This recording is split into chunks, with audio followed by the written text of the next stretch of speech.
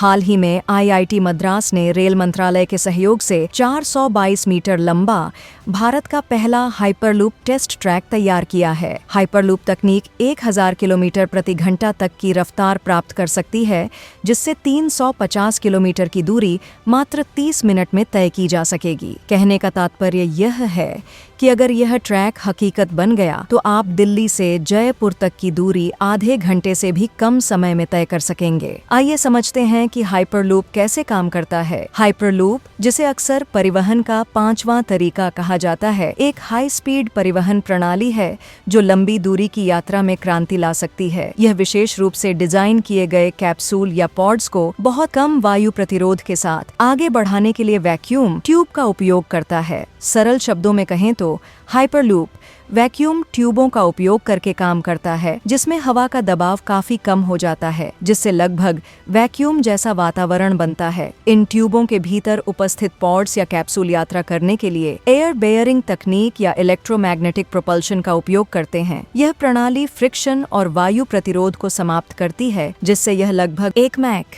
यानी 761 मील प्रति घंटा की गति तक पहुंचने में सफल हो सकती है। वहीं हाइपरलूप की विशेषता की बात करें तो इसकी हाई स्पीड और न्यूनतम ट्रेवल टाइम पर मौसम का कोई असर नहीं होगा और सुरक्षित एवं टकराव मुक्त यात्रा के साथ यह कम ऊर्जा खपत वाली होगी, जिससे यह अधिक सस्टेनेबल विकल्प बन जाएगी। प्रत्येक पॉड 24 से 28 यात्रियों को ले जा सकता है और बिना किसी स्टॉप के सीधे गंतव्यों के बीच यात्रा कर सकता है। जबकि इसके समक्ष चुनौतियों को देखें तो तकनीकी और इंजीनियरिंग अड़चनें तथा उच्च निर्माण लागत के साथ सुरक्षा एवं नियामकीय स्वीकृतियां जैसी समस्याएं इसके सामने आएंगी।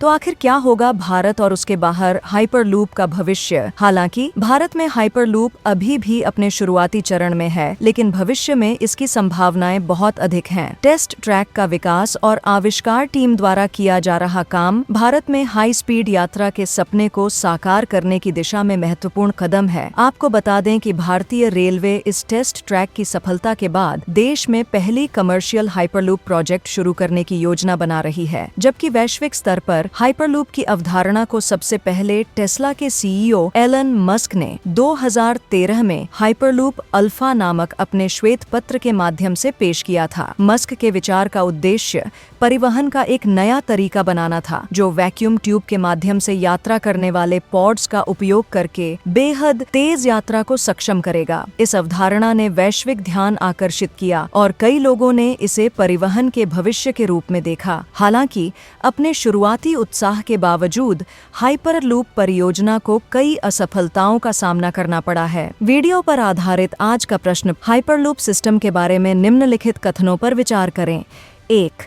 यह वायुयानों के अतिरिक्त हवाई परिवहन का ही एक अन्य तरीका है। 2. यह एक ऐसी तकनीक पर काम करता है जो कम दबाव वाली नलियों में चुंबकीय उत्तोलन का उपयोग करती है। ऊपर दिए गए कथनों में से कौन सा सही है? A. केवल 1, B. केवल 2, C. 1 और 2 दोनों, D. न तो 1 और न ही 2। अपना उत्तर कमेंट में दें।